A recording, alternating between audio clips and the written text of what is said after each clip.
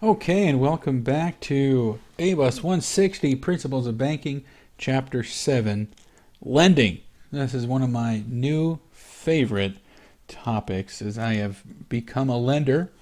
It's a lot more exciting. So let's dive right in. The lending function. Now, this is the third of the three primary banking functions behind deposits and payments. Those are the big three for a bank. Now, the most significant source of income for banks is interest income, which comes from loans. Now, this can often be as much as 80% of a bank's income is derived from loan incomes. Loans are made to individuals, businesses, nonprofit organizations, farms, churches, you name it. If it can do business in the United States of America, we can loan money to it. And now a loan portfolio quality, this is often a big determinant of a bank's success, whether the bank is safe, whether the bank is sound, are the customer's money safe. Well, the portfolio quality will be the driving force of that. If you have a bunch of bad loans to a bunch of bad actors, that's not very safe. If you have good loans to good borrowers, well, then it's a lot safer. So let's talk about loans a little bit and kind of dive right in. Sources of credit. The most common source of credit are commercial banks, like Bank of America, Wells Fargo, or Denali State Bank here in Fairbanks. We are commercial banks, and we are the primary source of credit in the United States.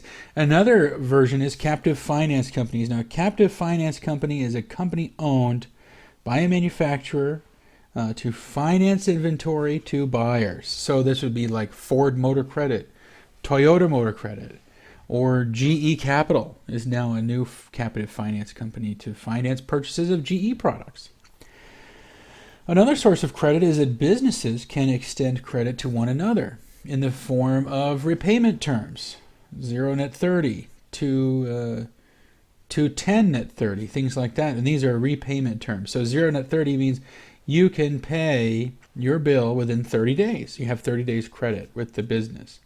If you run a restaurant and you buy potatoes from the Russet Potato Company from Boise, Idaho, they may give you 30 days to pay.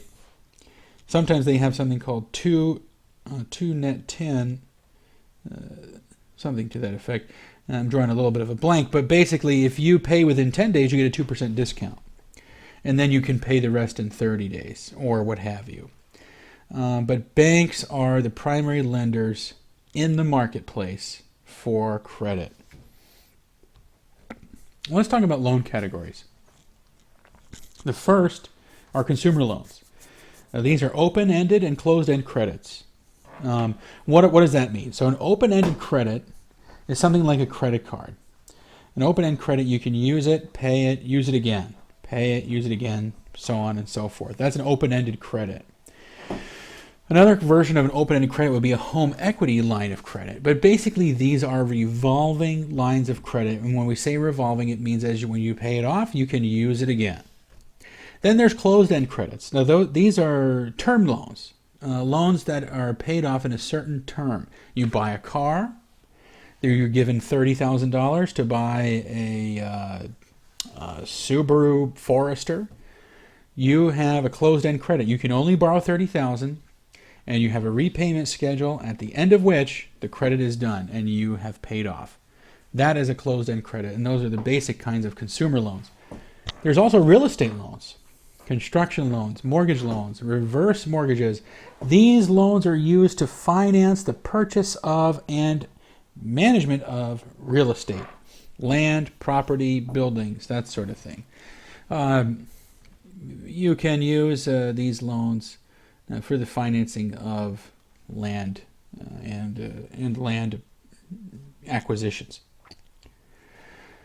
Continuing in our loan categories, there's also business loans. Business loans are some of the biggest money makers in the banking world. Working capital loans and working capital lines of credit. These loans are designed to finance day-to-day operations of your business when you are short on cash. for payroll, inventory, paying the bills, those kinds of things. These can be open-ended and closed-ended. There's also term loans. Term loans can run the gamut in the business world. You can finance equipment. You can finance buildings. You can finance just about anything on a term loan if the bank's willing to lend it. And these are the same as a consumer closed-ended loan, where you have a certain term, certain amount of money, and a certain repayment period. Participation loans. These loans are where a bank will participate out a certain percentage of the loan amount to another bank. And the reason that they do that is that typically the amount of the loan exceeds the bank's legal lending limit, and so the portion that's over the lending limit will be lent out to a third-party bank. So these are very common.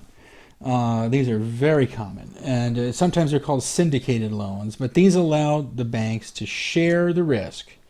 So if I have a $10 million loan, Denali State Bank, our lending limit is below that, I will have to participate out a portion of the loan to another bank.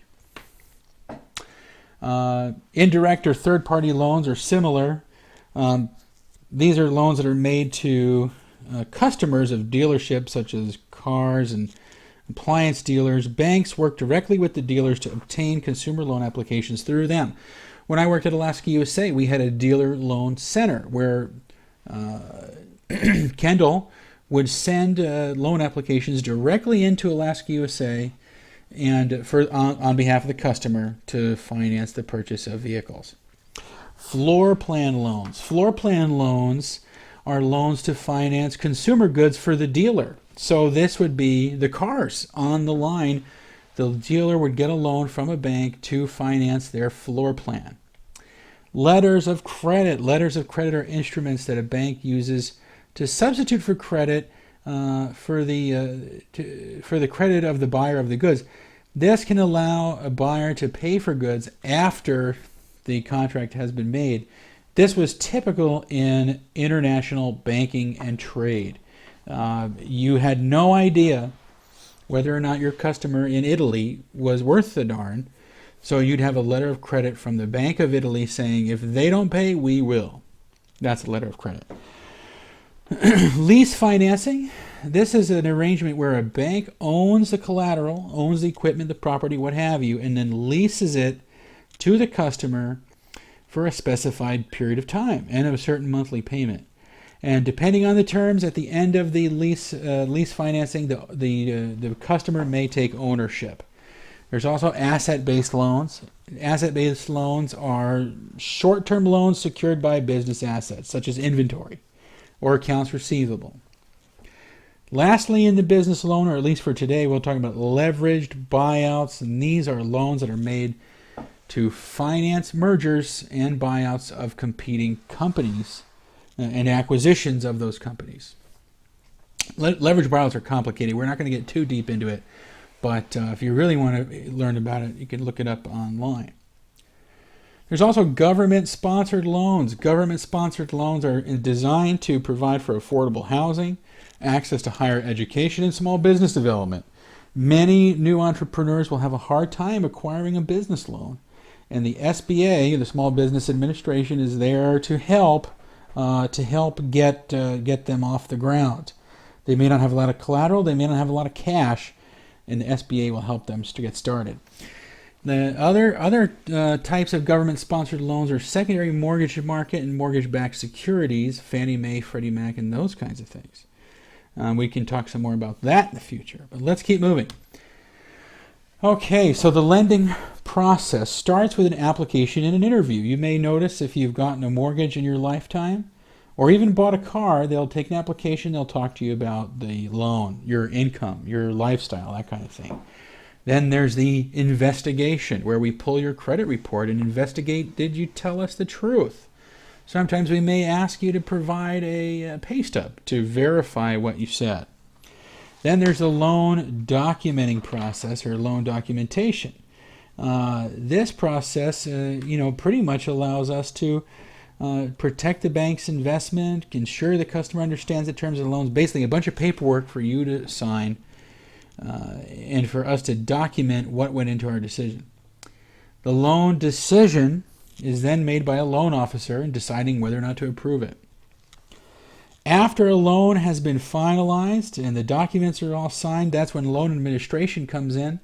And the admin of loans consists of mailing out statements, collecting payments, charging interest, and that sort of thing. And lastly is the loan review and asset recovery. We have to review loans, especially big ones, every year. And sometimes when a borrower does not hold up their end of the obligation, we have to recover the asset, repossess cars, foreclose on buildings, and that sort of thing. The 5 C's of credit. These are good to know. When you're thinking about applying for a loan, you can think about whether or not you possess them. Character.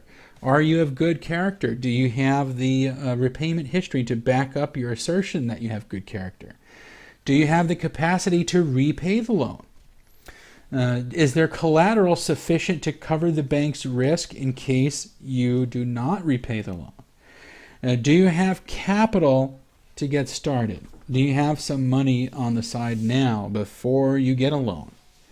And lastly, what are the conditions of the loan? How long will the term be? What's the interest rate and that sort of thing? What are the conditions for approval? A condition could be you are required to put down 10% before we will fund the loan. Okay, so loan policy. Loan policy is the organization of lending functions at a bank. It provides for the objectives of our lending departments. What's our plan? How much money do we want to make? That sort of thing. What are the criteria and standards? Banks will have a lot of criteria and standards when it comes to we will loan for these purposes and not those. What are our risk rating standards? What do we consider a good risk, a bad risk? As you can see here in our little cartoon in the SS subprime, both the lender and the homeowner are sinking on the ship because it's overwrought with risk. What are our levels of loan authority? Who's authorized to make loans? What happens in our review process? What do we do about charge-offs should a borrower go belly up? And then what are our policies of loans regarding to bank officers and directors? Regulation O. Can the board of directors just borrow from their own bank indiscriminately, or should there be a process by which they have to qualify? All important matters of loan policy. Okay, lastly are the laws and regulations. Chief Wiggum here, he knows what's the scoop, and so there's a lot of laws and regulations when it comes to lending. First is the Equal Credit Opportunity Act, making sure that banks do not discriminate against borrowers based on certain protected categories. Age, race, color, religion, national origin, sex, marital status, or receipt of income from public assistance programs. Lenders can't hold it against you that you got some money from unemployment. The Truth in Lending Act. The Truth in Lending Act means that you must clearly specify certain disclosures for the terms of the loan. The Community Reinvestment Act. The Community Reinvestment Act basically outlines the program by which the certain percentage of the bank's loans must go back into the community to build up the community. Loans to bank insiders is known as Reg O. Details the rules and regulations regarding loans to the bank's employees, or at least their insiders, which are vice presidents and above. The Home Mortgage Disclosure Act. The Home Mortgage Disclosure Act is also known as Regulation C, and it requires banks to keep certain records of purchased and refinanced mortgage and home improvement loans. Real Estate Settlement Procedures Act has to do with what sort of procedures go into real estate settlements. The Fair Credit Reporting Act ensures that there's fair and accurate information on credit reports and that it's distributed fairly. Flood Disaster Protection Act mandates that banks require borrowers to purchase flood insurance. And then, of course, bank lending limits, which specifies what a bank can loan. And we're just going to come in under the wire at 15 minutes. This is Chapter 7. Read it for more details and let me know if you have any questions. And we'll talk again real soon. Lending is very exciting.